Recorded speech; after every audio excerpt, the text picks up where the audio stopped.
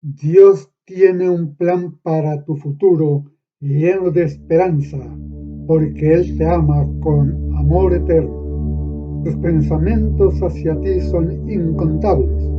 Él siempre se regocija en ti. Él no dejará de hacer lo bueno para ti, porque tú eres su más amado tesoro. Oremos. Eterno Padre Celestial, damos muchas gracias por el privilegio que tenemos de estudiar tu santa palabra. Bendice a cada uno de los oyentes y permite que ellos hagan también tu santa voluntad. En el nombre de Jesús te lo suplicamos. Amén. Obedecerlos o no obedecerlos es el título del tema que tenemos para esta hora. Jesús dijo: el Hijo del Hombre vino a buscar y a salvar lo que se había perdido. Yo soy el camino, la verdad y la vida. Nadie viene al Padre sino por mí. Lucas 19:10, Juan 14:6. A Cristo le apasiona salvar al perdido. Fue con gozo exuberante que él enfatizó su rescate en las parábolas de la oveja, la moneda y el hijo perdidos. El propósito de su venida fue destruir la obra del diablo, buscar y salvar lo que se había perdido. Las personas de la fe cristiana comprenden que estar separados del Señor, eso significa estar perdidos. Como seguidores de Cristo, se nos ha enseñado que nuestro privilegio y nuestra obligación es compartir las buenas nuevas de la salvación. El reino de Dios avanza a medida que aquellos que han sido salvados por Jesús, el camino, la verdad y la vida, comparten su testimonio y ministran a aquellos que están espiritualmente perdidos. Pero ¿cómo reconocemos quién está perdido? Cuando escuchamos a una persona de lenguaje obsceno usando el nombre de Dios en vano, creemos que necesita escuchar acerca del santo y justo Dios de amor. Si vemos a alguien viviendo en adulterio o adorando a otros dioses, entendemos que no está unido a Cristo.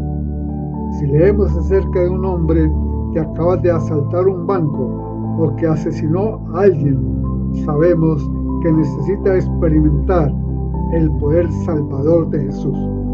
Cada vez que las acciones de una persona reflejan una monotonía indiferente hacia los mandamientos de Dios, reconocemos que está separada de Cristo. La Biblia los clasifica como perdidos, espiritualmente muertos. Y en esto sabemos que nosotros le conocemos si guardamos sus mandamientos. El tal es mentiroso y la verdad no está en él. 1 Juan 2, 3 y 4. ¿Puede alguien conocer a Cristo sin obedecer sus mandamientos? Luego considere cómo es que Juan nos describe quiénes son los hijos de Dios. Si sabéis que Él es justo, sabéis también que todo el que hace justicia es nacido de Él. 1 Juan 2:29. La Biblia define muchas cosas como pecado. La murmuración, la jactancia, la incredulidad y la blasfemia se categorizan como pecado. Pablo nos dice que cualquier cosa que no provenga de la fe es pecado. Romanos 14:23. Santiago nos dice que si sabemos hacer lo bueno y rehusamos hacerlo, estamos pecando. Santiago 4:17. Mientras que Juan nos dice que toda maldad es pecado. 1 Juan 5:17. Estos versículos explican las actitudes y acciones que entran en la categoría de pecado, pero proveen una definición clara de lo que es el pecado. ¿Cómo sabemos lo que debemos hacer? ¿Cómo reconocemos lo que es maldad? La desobediencia a los mandamientos de Dios es lo opuesto a poner en práctica la justicia. De hecho, ¿sabía usted que esto es lo que define la Biblia como pecado? Todo aquel que comete pecado infringe también la ley, pues el pecado es infracción de la ley. Primera de Juan 3:4. Ahí está la única definición clara del pecado en la Biblia. El pecado es infracción de la ley, quebrantar la ley de Dios, ya sea mediante la duda, el no creer, la apatía o la rebelión. La norma mediante la cual somos juzgados es los 10 mandamientos, los cuales constituyen la forma correcta de Dios para pensar y actuar.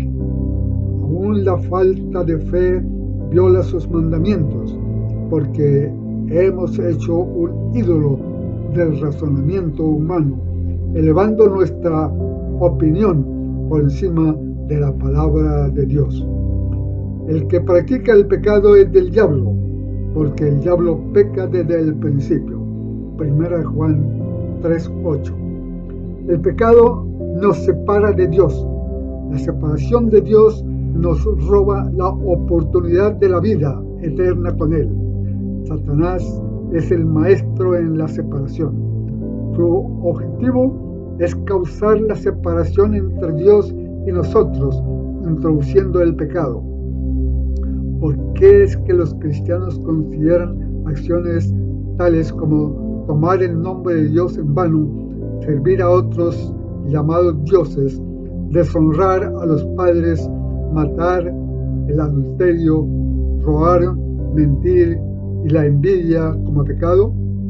Porque sabemos que estas acciones quebrantan la ley de Dios. Pero hay más al hablar de la ley de Dios, de los 10 mandamientos, y eso nos presenta un problema. ¿Cómo reaccionaría usted si utilizáramos el 4º mandamiento para ilustrar la infracción de la ley? ¿Podría separarlo de un Salvador amante? Al sugerir que si se ignora el séptimo día, o sea el sábado, es quebrantar la ley de Dios, muchos cristianos cambian de bando.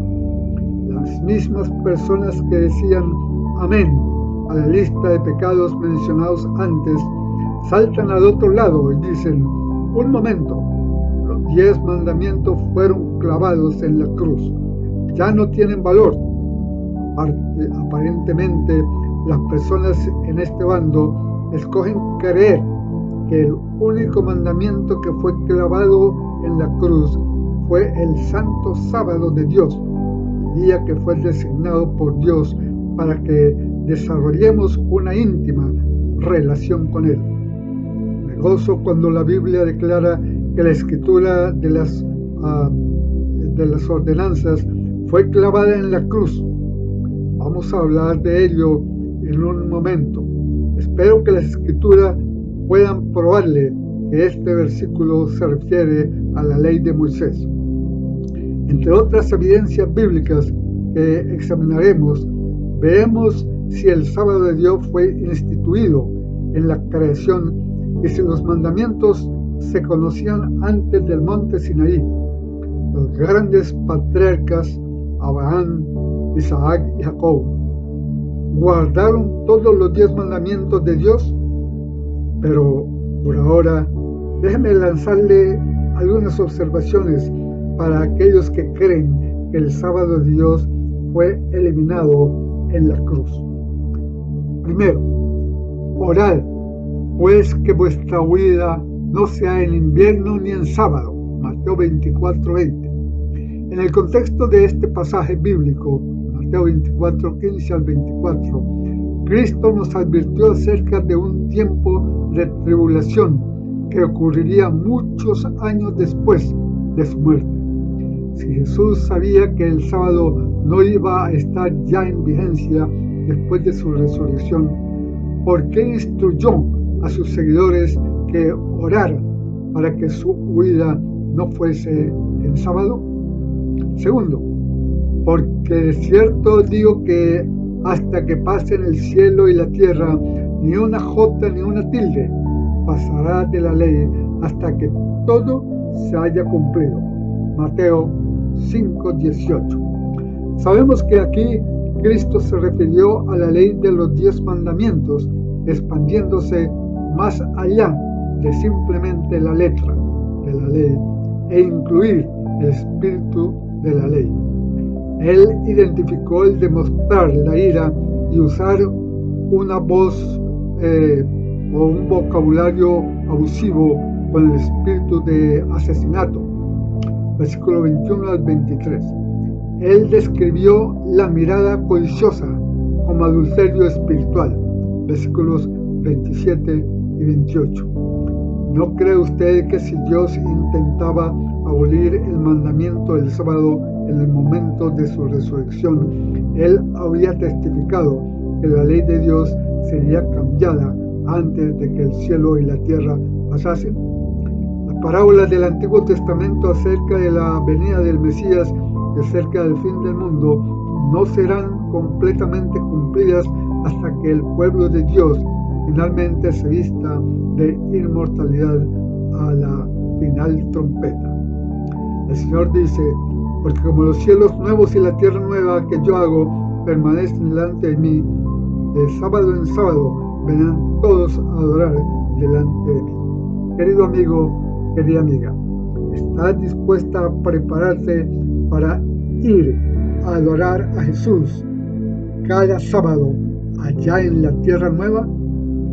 Ojalá que así sea y que Dios te bendiga al tomar esa decisión. Oremos. Eterno Padre Celestial, muchas gracias te damos por habernos permitido estudiar tu palabra santa. Bendice a cada uno de los oyentes y permite que hayan guardado en su corazón la instrucción que hemos recibido de parte de ti a través de tu santa palabra. Perdona nuestros pecados, te los suplicamos en tu santo nombre. Amén. Y te recuerdo una vez más que si conoces a alguien quien quiere hacer el curso bíblico Hablemos con Jesús, puede comunicarse al correo electrónico que aparece en la pantalla, naun.2@gmail.com. Y si quieres formar parte de nuestro ministerio, puedes hacerlo invitando a otros a escuchar esta reflexión en YouTube o en Facebook. Que Dios te bendiga.